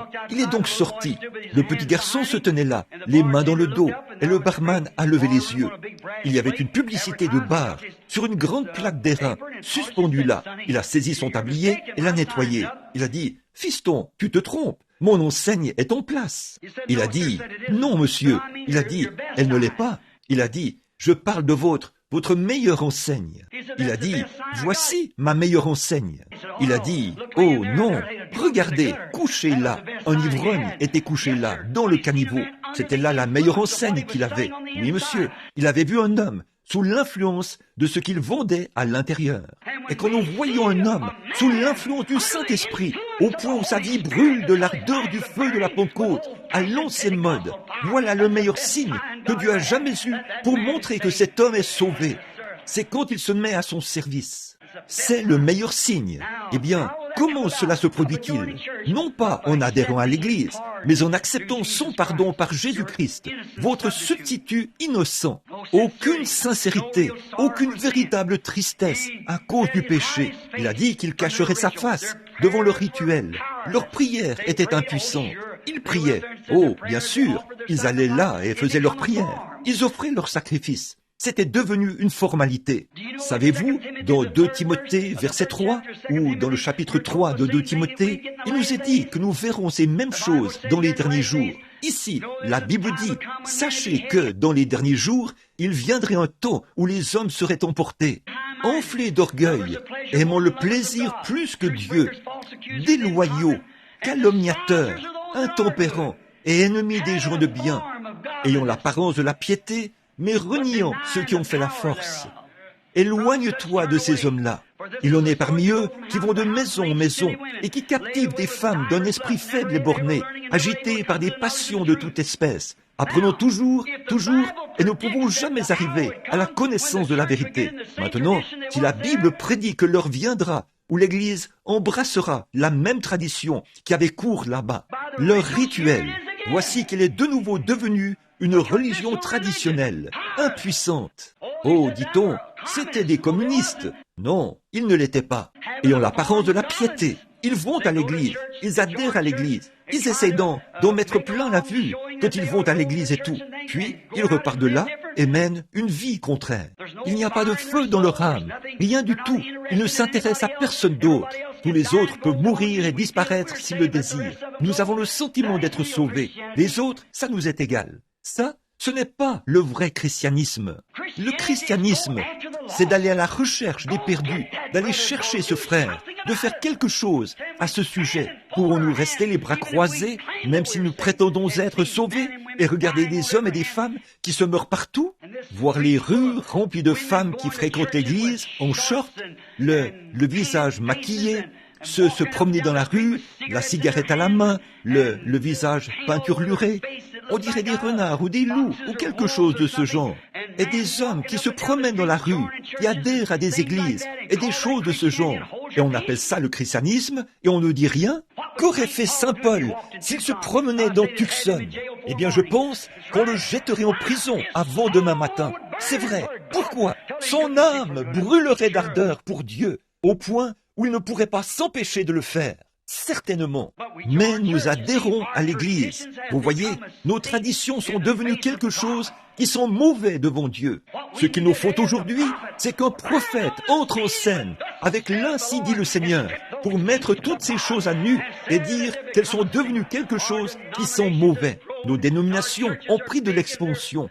Nos églises sont grandes et elles sont plus belles que jamais. Nous serions bien mieux avec une poêle en fer blanc, debout dans la ruelle, avec une guitare et battre du tambour là-dehors, ou autre chose, avec le vrai feu de la Pentecôte qui brûle dans nos âmes, plutôt que de nous asseoir sur les grands bancs où nous sommes assis aujourd'hui, en train de mourir. Le monde se meurt sous nos pieds. Oui, monsieur, Dieu a un pardon, et ce pardon ne s'obtient que par Jésus-Christ. L'instruction, les traditions, les dénominations, la science, rien ne pourra jamais remplacer cela. C'est sous ce sang. C'est sous la tradition, pas sous la tradition, mais sous le sang de Jésus-Christ. La voie que Dieu a pourvue pour les pécheurs, c'est le seul moyen par lequel nous pouvons nous rencontrer. Je vous le dis, prenez un méthodiste, prenez un baptiste, un presbytérien et un luthérien et un pentecôtiste, et que chacun vienne sous ce sang. Ils seront frères. Il n'y aura plus de dispute parmi eux. Non, monsieur, ils seront frères. Ils verront tout de la même manière. Mais si vous laissez un méthodiste se disputer avec un baptiste au sujet du baptême, les unitaires se disputer avec les trinitaires, ou les trinitaires avec les unitaires, et que sais-je encore. Voyez les gens se quereller et se prendre aux cheveux. Mais qu'ils viennent tous les deux sous la croix. et voyez ce qui se produira. Elle sera jusqu'à ma mort. Alors, dans un chant plus noble, plus doux, je chanterai la puissance de ton salut. Quand, dans la tombe, le murmure de ces pauvres lèvres balbutiantes, ce sera tu. Je rends témoignage ce soir que le sang de Jésus-Christ fait d'un méthodiste, un baptiste, un luthérien, un presbytérien, ou que sais-je encore, mon frère. Oui, monsieur, il y a quelque chose en lui. Parce que son esprit est celui d'un frère. Il n'est pas un querelleur et tout. Il est un frère en Christ. Il croit chaque parole qui se trouve dans cette Bible. Comment le Saint-Esprit qui a écrit la Bible peut-il renier cela? Comment le Saint-Esprit peut-il être dans un homme et dire « Oh, ça, c'était seulement pour les disciples ». Jésus a dit que celui qui veut, Pierre a dit « La promesse est pour vous, pour vos enfants, pour ceux qui sont au loin, en aussi grand nombre que le Seigneur notre Dieu les appellera. » Le Saint-Esprit était pour tous ceux que Dieu a appelés. Ici, il a dit « Ceux qu'il a prédestinés, il les a connus d'avance. Il les a établis et ils ont accepté. Nul ne peut venir à moi, a dit Jésus, si le Père ne l'attire, et tous ceux que le Père m'a donnés viendront à moi. Venons-nous par une émotion fabriquée? Venons-nous pour adhérer à l'Église? Venons-nous parce que nous ne voulons pas aller en enfer? Ou venons-nous parce que nous aimons Dieu, qui a donné son Fils unique, afin que quiconque croit en lui ait la vie éternelle? Venons-nous parce que c'est un sacrifice d'amour que Dieu nous a donné, afin que nous manifestions cela? Dieu est une religion impuissante. La religion n'a aucune puissance. Alors, que doit-il faire aujourd'hui? Il est chaque fois dans la Bible que Dieu, en dehors de ce côté-ci de la Bible, chaque fois qu'il y a eu une réforme ou un réveil, cela a été confirmé par de grands miracles et de grandes puissances. Quand Luther est venu sur la scène, quand Wesley est venu sur la scène, quand tous les réformateurs, Sankey, Finney, Knox, Calvin, quels qu'ils soient, là où ils allaient, la puissance était manifestée. Là où Dieu se trouve, il est surnaturel. Là où Dieu se manifeste, il doit y avoir du surnaturel. Regardez à cette époque-là, quand des pharisiens sont venus à Jésus et ont parlé de gentillesse et de douceur. Qui était plus doux que le bon vieux sacrificateur? Qui était plus grand que leur sacrificateur? Il vient vous voir à votre naissance. S'il y a une dispute dans le voisinage, il vient et il règle la question. Il est toujours quelqu'un qui procure la paix. C'est un homme plein d'amour. Vous savez qu'il l'est. Quand vous avez des ennuis, vous pouvez aller vers lui et il vous aidera. Vous parlez d'un homme bon. Alors, venons-en à ce Jésus de Nazareth. Quant à ce sacrificateur, nous savons qui était son père, le père de son père et le père de son père. Nous avons ici une école où on peut l'identifier. Qui est ce Jésus de Nazareth? De quelle école sort-il? À quelle organisation appartient-il? Qu'est-ce qu'il fait, à part toujours créer des disputes? Que dit-il de votre bon vieux sacrificateur? Il est du diable, a dit Jésus. Vous êtes vous avez pour père le diable, et vous ferez ses œuvres. Pouvez-vous imaginer cela? Il est allé dans le temple, à regarder les gens avec colère, à renverser les sacrifices que Jéhovah exige. Et c'est écrié, il est écrit, la maison de mon père est une maison de prière, et vous en avez fait une caverne de voleurs. Que ferait-il aujourd'hui s'il venait dans nos églises modernes? D'autres tables seraient renversées, d'autres bancs seraient renversés, car il les mettrait en pièces. C'est vrai, ce serait la même chose. Ne voyez-vous pas? Jésus est très scripturaire. Il était la parole. Il n'avait pas besoin d'écrire quoi que ce soit. Il était la parole. Il était la parole vivante. Et les gens ne reconnaissent pas cela.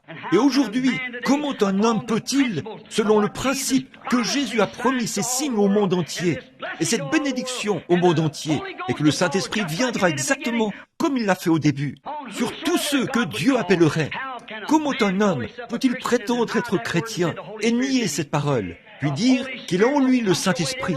Le Saint-Esprit ponctuera chaque parole de Dieu d'un « Amen ». C'est tout à fait vrai. Oh frères, nos systèmes d'éducation nous en ont éloignés et nos dénominations nous ont séparés les uns des autres et de Christ. Mais quoi? Elles continueront de faire cela. Et si vous prenez un substitut ou quoi que ce soit d'autre, ce n'est rien d'autre que des feuilles de figuier, encore une fois. Dieu rejette cela. Mais quand l'Église vient sous le sang de Jésus-Christ, avec le signe du Saint-Esprit sur les gens, alors vous verrez de nouveau la communion entre les frères. Vous verrez une Église remplie de puissance, vous le verrez. Dieu est une religion impuissante. Il faut qu'il y ait de la puissance. Certainement, c'est la puissance qui sauve l'homme du péché. C'est la puissance qui peut accomplir des signes, des prodiges et des miracles, comme Jésus-Christ l'a promis. À l'époque, les gens se sont dirigés droit vers la parole de Dieu. Ils y ont cru. Ils ont touché la cible. Dirigez-vous de la même manière, droit vers la parole de Dieu. Vous toucherez de nouveau la cible. Certainement, parce qu'il est le même hier, aujourd'hui et éternellement. Dieu n'aime pas une religion impuissante. Dieu ne veut pas de ça. Dieu veut agir. Dieu veut montrer qu'il est vivant. Notre espérance même, c'est la résurrection. Pas vrai?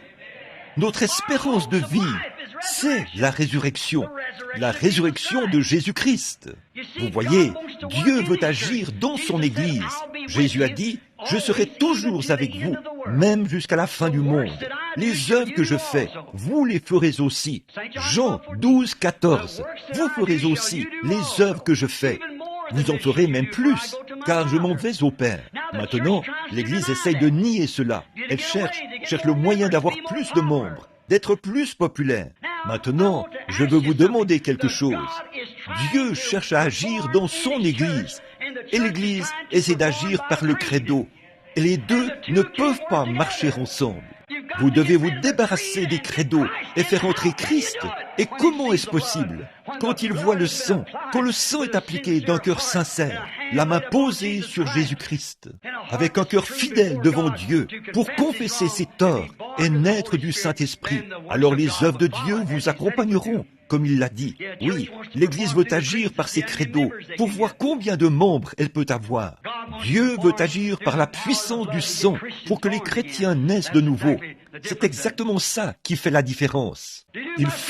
On doit rejeter, pour faire cela, on doit rejeter le Saint-Esprit et sa puissance agissante pour accepter un credo. Si on veut être un chrétien, on doit voir la vérité avant de pouvoir accepter une erreur. On doit passer outre la promesse de Dieu pour pouvoir accepter une erreur.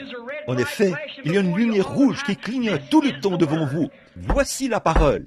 Vous dites, eh bien, ça, c'était pour un autre jour. C'est pour aujourd'hui, parce que Christ est la parole. Pas vrai? Jean 1. Au commencement était la parole, et la parole était avec Dieu, et la parole était Dieu. Et la parole a été faite chair, et elle habitait parmi nous. Et la Bible dit, il est le même hier, aujourd'hui et éternellement.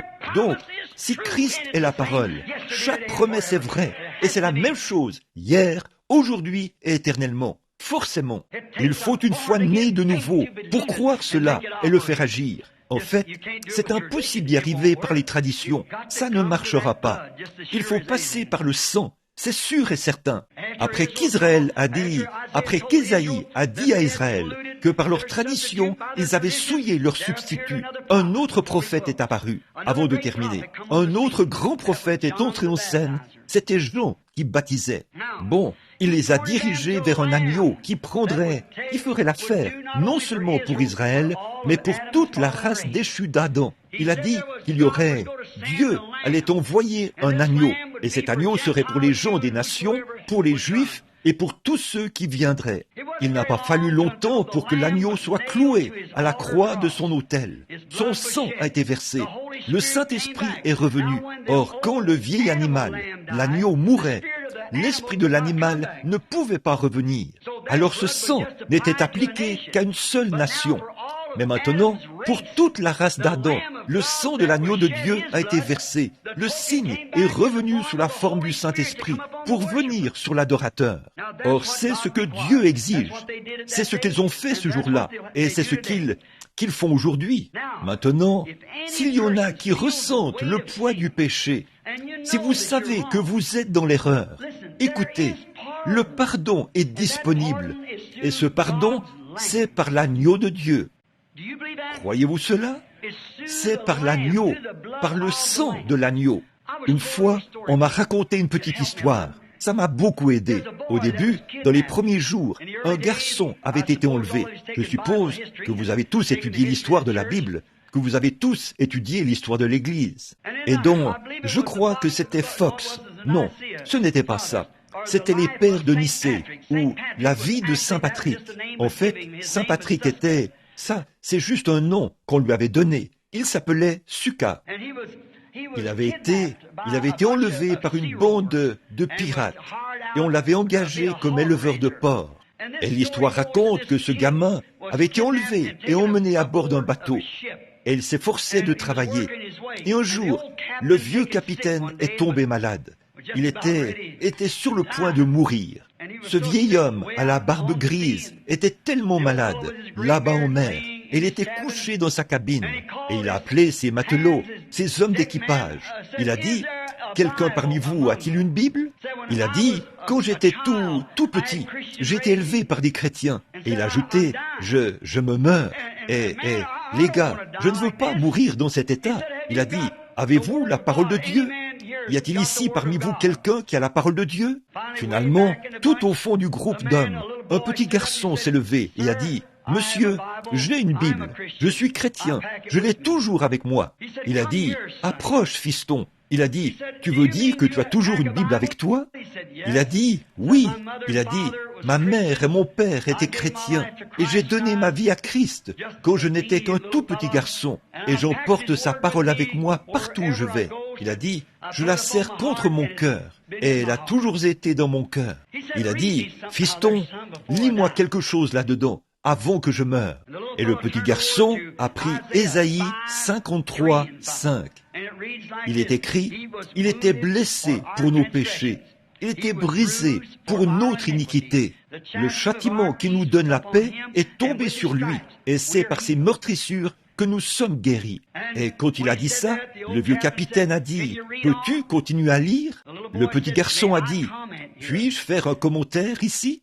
Et le vieux capitaine a répondu au gamin, il a dit, « Vas-y. » Il a dit, « Ma mère chrétienne, avant qu'on m'enlève d'auprès d'elle, disait, vous savez, elle me lisait régulièrement ce passage de l'Écriture. Savez-vous comment elle le lisait ?» Et le vieux capitaine a dit, « Non, fiston, j'aimerais entendre la manière dont ta mère chrétienne le lisait. » Elle disait, il a dit, « Voici comment elle le lisait. Il était blessé pour les péchés de Willie Pruitt. Il était brisé pour l'iniquité de Willie Pruitt. Le châtiment de Willie Pruitt était tombé sur lui, et c'est par ses meurtrissures que Willie Pruitt a été guéri. » Le vieux capitaine a dit, « J'aime ça, j'aime ça. » Il a dit, « Oh, si seulement on pouvait y lire mon nom. » Il a dit, « Penses-tu que tu pourrais le faire, fiston ?»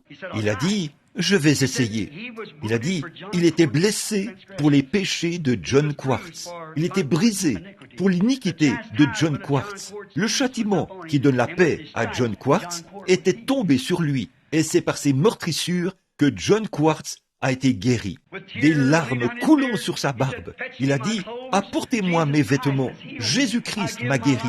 Je lui donne ma vie. » Voyez ? Oh, mon ami, si seulement vous pouvez lire votre nom là-dedans. Oh, si je peux lire mon nom. Il était blessé pour les péchés de William Branham. Il était brisé, pas l'Église, pas seulement, pas le credo, mais il était brisé pour mon iniquité. Le châtiment qui me donne la paix est tombé sur lui, et c'est par ses meurtrissures que William Branham a été guéri. Oh, si seulement nous pouvons lire notre nom dans l'Écriture, et que nous sommes vraiment sérieux, c'est ce qui produit cela. Y lire notre nom produit l'acceptation, le pardon, car c'est là que nous nous rendons compte qu'il était blessé pour nos péchés, il était brisé pour notre iniquité. Autre chose, nous voyons dans Hébreux 9, 11 que le pardon produit la pureté. L'adorateur n'a plus aucune conscience du péché et il s'est purifié de ses traditions mortes. Quand nous venons vraiment sous le sang, nous sommes purifiés des traditions mortes. C'est ce que dit l'Écriture, Hébreux 9. Regardez bien, purifiez votre conscience des traditions mortes. Alors, si vous le faites, oubliez que vous êtes baptiste, oubliez que vous êtes méthodiste, oubliez que vous êtes pentecôtiste, ou quoi que ce soit d'autre. Oubliez ces traditions mortes et venez au sang. Venez à cela, lisez votre nom là-dedans, alors faites ceci, et ensuite venez à la table de communion. Ensuite, voyez qui a raison et qui a tort, si ce sera une communion fermée ou pas. Voyez si vous pouvez exclure votre frère. Vous ne le pouvez pas. Vous ne pouvez simplement pas le faire. Il y a quelque chose en vous qui ne vous permet pas de le faire. Il y a vraiment quelque chose, voyez-vous. Votre nom est lu parmi ceux-là, et vous ne pouvez pas le faire. Cela vous purifie, cela vous nettoie. Pensons à lui, alors que nous nous agenouillons à la croix. Peu importe si on est un prêtre catholique, un presbytérien, ou quoi que ce soit d'autre, que cet homme vienne, alors qu'il y lit son nom. Il était blessé pour le péché de ce prêtre-ci. Il était blessé pour ce méthodiste, ce baptiste, ce pentecôtiste. Quoi? Blessé pour nos péchés. Mon nom, votre nom, quoi que vous soyez.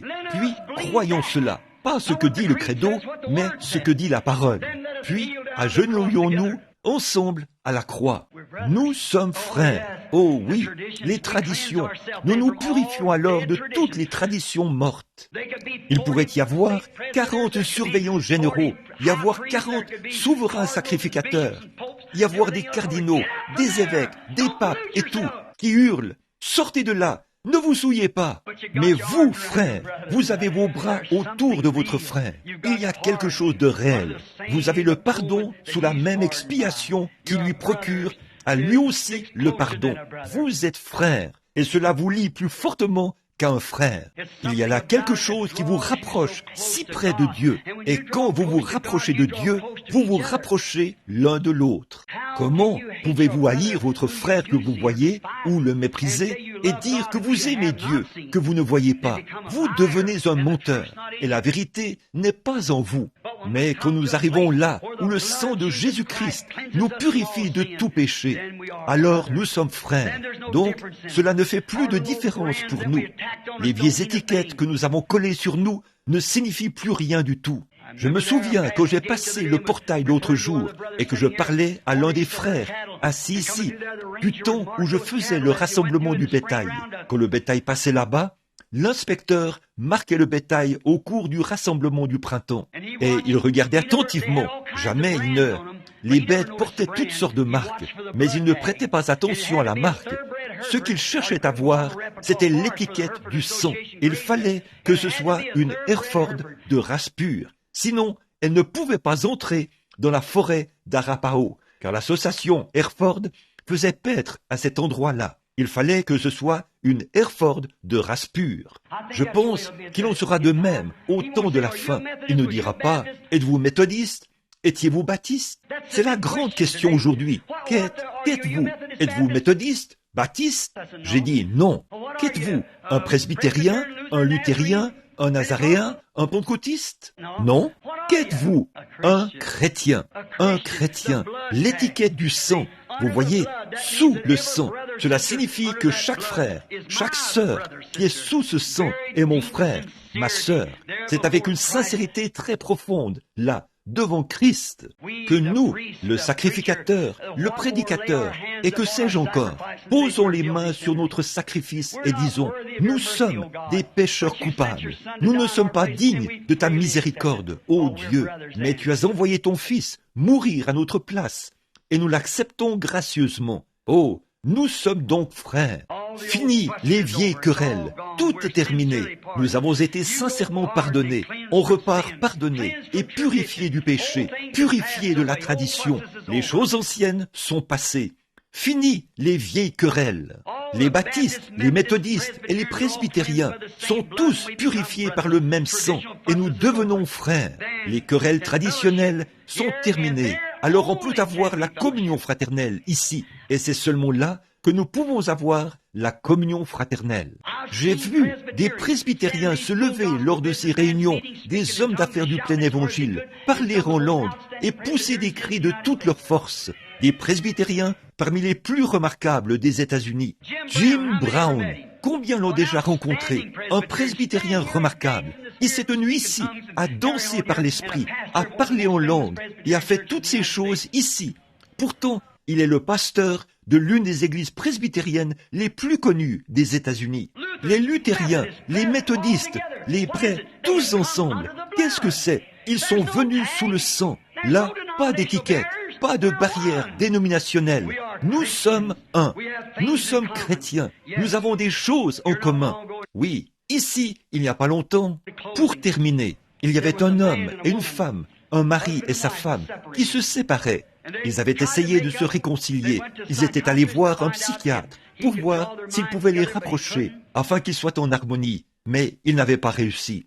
Ils étaient allés rencontrer tous ceux qu'ils pouvaient imaginer, dans le but d'essayer de rester ensemble. Mais ils se disputaient sans cesse. Il y avait toujours des divergences. Ils ne pouvaient tout simplement pas se supporter l'un l'autre, ni supporter la présence de l'un l'autre. Ils se mettaient à se disputer. Alors, ils avaient décidé de divorcer. Donc, ils ont embauché un avocat pour conclure leur divorce. Et il leur a dit, eh bien maintenant, avant toute chose, a-t-il dit, nous vendrons la maison. Et il leur a dit, vous feriez mieux d'aller partager vos biens entre vous avant de procéder au divorce et que la maison soit vendue. Alors, le mari et la femme sont repartis ensemble. Ils sont rentrés chez eux. Ils sont allés au salon. Et elle a dit, je prends ceci. Et il a dit, je prends ceci. Ils se sont mis à se disputer. Ils se sont emportés et ont continué à se comporter ainsi l'un l'autre. Au bout d'un moment, ils se sont dit, eh bien, si tu acceptes ceci, je te laisse ceci. Très bien, ça a duré un moment. Puis, il a fallu aller dans le petit salon et dans différentes pièces, dans la cuisine et dans la chambre à coucher. Ils ont partagé leurs biens. Et enfin, ils se sont souvenus qu'il y avait des choses dans le grenier. Ils sont donc montés au grenier et ont ouvert une vieille malle. Et ils se sont mis à en sortir différentes choses, à dire, tu peux prendre ceci et tu peux prendre ceci. Et finalement, leurs yeux se sont posés sur un certain petit objet. Et tous les deux l'ont attrapé. Ils se sont regardés. Qu'était-ce? Une petite paire de chaussures blanches qui appartenait à un bébé décédé. Ce bébé faisait partie de tous les deux. Voilà que leurs mains étaient unies comme ça sur la chaussure de ce bébé. En fait, à qui cela appartenait-il? À qui était-ce? Cela leur appartenait à tous les deux. Ils avaient des choses en commun. Au bout d'un moment, alors qu'ils se regardaient l'un l'autre, les larmes se sont mises à couler sur leurs joues. Qu'était-ce? Ils avaient pu se partager tout le reste, mais quand ils sont arrivés là où ils avaient quelque chose en commun, cet enfant qui était au ciel, alors la dispute était terminée. Quelques instants plus tard, ils étaient dans les bras l'un de l'autre. Le divorce était réglé. La paix régnait. Et frères, permettez-moi de vous dire ceci ce soir. Nous ne voulons pas que vous adhériez à une église, mais je vous demande ceci. Il y a une chose que nous avons en commun, c'est Jésus-Christ. Nous l'avons en commun parmi nous.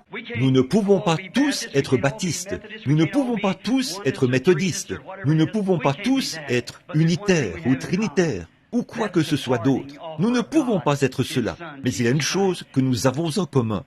C'est l'offre de pardon de Dieu, son Fils, Jésus-Christ. En lui, nous avons toutes choses, mais c'est la première chose que nous devons accepter. Par la suite, nous pouvons obtenir d'autres choses quand nous acceptons le pardon que Dieu nous a offert. Et ce ne sera pas par notre système d'instruction ou par notre système dénominationnel, mais par le sang de Jésus-Christ. Nous pouvons tous nous rencontrer là, sous la croix, être un et avoir des choses en commun. Croyez-vous cela? Courbons la tête un instant alors que nous prions.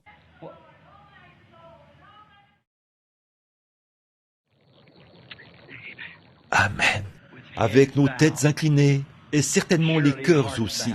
Maintenant, courbons nos cœurs un instant, en même temps que nos têtes, en disant, Seigneur, alors que j'ai le cœur incliné maintenant au sujet de toute ma tradition, ai-je raison ou tort? Puisse le Saint-Esprit sonder le cœur maintenant, et si ce n'est pas exactement là où ça devrait être, et que vous aimeriez qu'on pense à vous dans la prière à la fin, que vous savez que nous pourrons tous nous rencontrer sous une seule chose, le sang, l'expiation. Et quand nous faisons cela, alors nous sommes purifiés de toutes les choses du monde.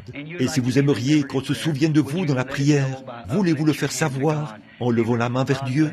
Disons, sous, que Dieu vous bénisse. Oh là là, que demain, souviens-toi de moi, ô Seigneur. Vous rendez-vous compte que nous n'avons plus beaucoup de jours pour nous promener sur cette terre? Vous dites, eh bien, je suis jeune, je sais, je ne sais pas, ma sœur, mon frère, il y aura beaucoup d'adolescents qui mourront ce soir, partout dans le monde, des centaines d'entre eux. Non, tout ce que vous avez, c'est le souffle qui est en vous.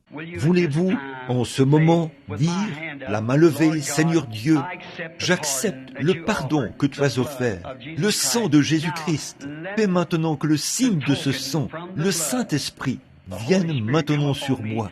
Je n'ai pas reçu le Saint-Esprit, je le sais, et je veux recevoir ce quelque chose qui fera en sorte que je ressente ce dont tu parles, que tous mes péchés sont partis, et que le monde, l'amour du monde m'a quitté, que je suis une nouvelle créature. Je veux reconnaître cela dans mon cœur. Et, ô Dieu, je ne lève pas la main vers Frère Branham, mais je la lève vers toi. Et tu connais mon cœur. Que personne ne lève les yeux, que ce soit Dieu, lui seul, qui voit ceci. Et dites, ô Dieu, je veux le signe, que le sang a été appliqué sur moi. Je le veux. Levez la main pour dire, priez pour moi, Frère Branham. Que le Seigneur vous bénisse. C'est bien. Peu importe ce que vous êtes, méthodiste, baptiste, presbytérien, c'est pour celui qui veut. Maintenant, je ne dis rien contre ces églises. Elles sont très bien. Mais ce que j'essaie de dire, c'est que ça ne vous sauvera pas. Vous voyez? Il faut que ce soit le pardon de Dieu, la grâce du pardon. C'est seulement représenté, non pas par une église, mais par le sang de Jésus-Christ. C'est ça, votre substitut, quand vous pouvez poser les mains sur lui et dire, maintenant, j'accepte ce substitut. Ô Dieu, sois miséricordieux envers moi. Et peut-être qu'il y a ici des membres d'église qui ont adhéré à l'église en toute sincérité. Je crois de tout mon cœur que vous y avez adhéré avec sincérité. Mais vous dites, Frère Branham, en réalité, mon cœur n'a pas été purifié de toutes ces traditions et ces choses. Je crois que si quelqu'un parlait contre l'Église même si la Bible me disait, même si on me prouvait par la Bible que mon Église est dans l'erreur, je ne l'accepterais quand même pas de tout mon cœur. Je ne le pourrais pas. Pourtant, je veux bien. Priez pour moi. Voulez-vous lever la main pour dire, priez, je le ferai. Oui, je le ferai certainement. Que Dieu vous bénisse. C'est bien, c'est très bien. Je veux pouvoir accepter tout ce que Dieu a dit, exactement comme il l'a dit dans sa Bible. Et je veux que le sang de Jésus-Christ vienne sur moi. Et si le sang est appliqué, le signe, vous voyez, il y a un signe du sang qui a été donné, c'est le Saint-Esprit. Et quand le Saint-Esprit est descendu, le jour de la Pentecôte, vous savez ce qu'il a fait aux gens. Et chaque fois qu'il viendra sur les gens, il fera exactement la même chose. Pierre a dit, car la promesse est pour vous, pour vos enfants, pour ceux qui sont au loin, en aussi grand nombre que le Seigneur notre Dieu les appellera. Cette même promesse. Si une pièce de 10 cents est une pièce de 10 cents ici, alors c'est une pièce de 10 cents là-bas. Ça l'est, partout où cela se trouve. C'est une pièce de 10 cents. Si ceci est un diamant ici, c'est un diamant là-dedans. Si ceci est une maison ici, c'est une maison là-bas. Et si ceci, c'est le Saint-Esprit qui est descendu le jour de la Pentecôte, c'est le même Saint-Esprit aujourd'hui, et vous n'avez jamais trouvé cette expérience? Acceptez-la maintenant, alors que nous prions. Le voulez-vous? Notre Père Céleste, sachant que le soleil baisse rapidement, il n'y aura plus de temps. Un jour, le grand archange viendra sur la scène du temps, sortant de l'éternité, et la trompette de Dieu sonnera, et chaque homme et chaque femme fera face à ce que nous savons être la vérité, la parole de Dieu. Il doit y avoir une norme que Dieu a ici sur terre, par laquelle nous devons être jugés. Et si nous prenons la norme de notre Église, de notre dénomination, oh, combien nous passerions complètement à côté. Quelle dénomination aurait raison? Par conséquent, nous serions dans la confusion. Nous ne saurions pas quoi faire. Mais il y a une norme, c'est ta parole. Et ta parole dit, si un homme ne naît de nouveau, il ne peut même pas voir le royaume de Dieu. Autrement dit, il ne peut pas le comprendre. Il doit l'accepter par la foi et naître de nouveau. Et alors, il le comprendra. Voir signifie comprendre. Et nous prions ce soir, ô Dieu, alors que beaucoup de ces mains se lèvent ce soir, partout dans le bâtiment, des hommes d'affaires de la ville, des femmes, des garçons et des filles. Je crois qu'ils ont levé la main avec sincérité. Or, ils n'auraient pas pu lever la main s'ils n'avaient pas reconnu leur état. Et le Saint-Esprit, qui se tient auprès d'eux, leur a prouvé qu'ils ont tort. et les a amenés à reconnaître qu'il leur faut se mettre en ordre. Et ils ont levé les mains vers toi, le grand Créateur, sachant qu'ils devront te rencontrer un de ces jours. Et ils l'ont fait avec sincérité, je crois, Seigneur. Et j'intercède pour chacun d'eux. Alors que je prie ce soir, Seigneur, j'ai confiance qu'aucune de ces mains qui se sont levées ne trouvera le repos tant que le Saint-Esprit n'aura pas rempli leur vie. Accorde-le, Seigneur. Je les réclame pour qu'ils soient les trophées de Jésus-Christ. Fais-le, Seigneur, je t'en prie. Sauve les perdus. Remplis du Saint-Esprit ceux qui ont accepté Christ. Répands-le sur leur âme, Père. Reçois-en la gloire. Jésus, tu nous as dit, nul ne peut venir à moi si mon Père ne l'attire premièrement. Et aussi, la foi vient de ce qu'on entend, et ce qu'on entend vient de la parole de Dieu. Et maintenant que la parole de Dieu a été prêchée, la foi vient de ce qu'on entend. Et ils ont été attirés, parce que la Bible dit, ceux qu'il a connus d'avance, il les a prédestinés. Et ceux qu'il a prédestinés, il les a appelés. Et ceux qu'il a appelés, il leur a donné la vie éternelle. Et maintenant, là-bas, au commencement, avant le monde, tu as mis leur nom dans le livre de vie de l'agneau. Et ce soir, le Saint-Esprit a appelé, et ils ont levé la main. Maintenant, Seigneur, donne-leur la vie éternelle. Je le demande pour la gloire de Dieu, que le Saint-Esprit descende dans leur cœur et circoncise toutes les œuvres mortes et toutes les traditions, et leur accorde le pardon gratuit, et les remplisse de sa présence, afin que dès ce jour, ils aillent l'avant dans cette heure de ténèbres, comme il en était du temps de Sodome, où les femmes au visage maquillé, l'immoralité ébranlait les nations.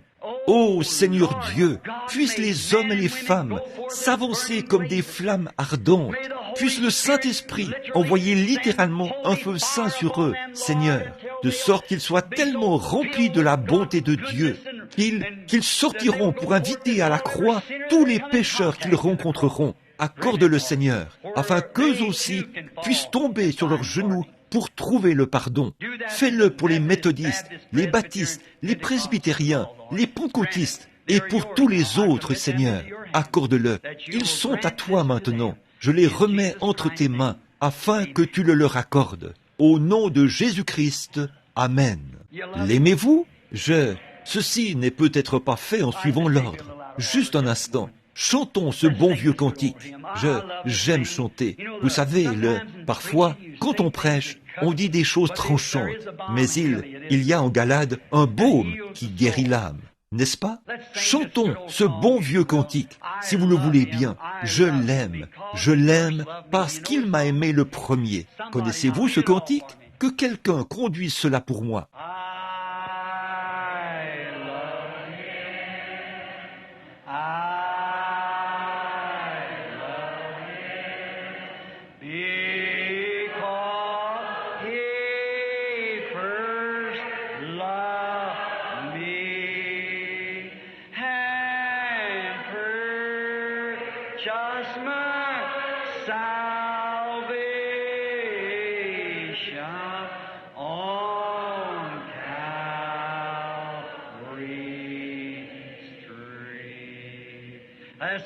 Fredonnons-le. Maintenant, pendant que vous fredonnez, je l'aime. Combien y a-t-il de baptistes ici? Levez la main. Les presbytériens, les luthériens, les nazaréens, les pèlerins de la sainteté, les pentecôtistes. Voilà, oh, regardez tout ce monde, tous ensemble. Que devons-nous faire maintenant que nous sommes venus sous la croix, sous la grâce du pardon? Nous sommes tous pardonnés, non pas par notre Église, mais par le calvaire. Serrons donc la main aux méthodistes, aux baptistes et aux pentecôtistes maintenant, alors que nous chantons de nouveau.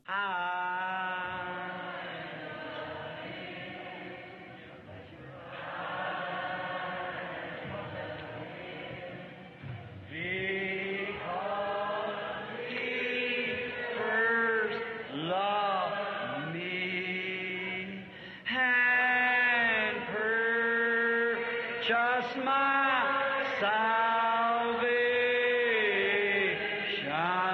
on Calvary. Maintenant, nous allons le chanter de sorte que chacun puisse l'entendre. Maintenant, courbons simplement la tête et levons les deux mains vers Dieu et de tout notre cœur. Si nous l'aimons, disons-le maintenant.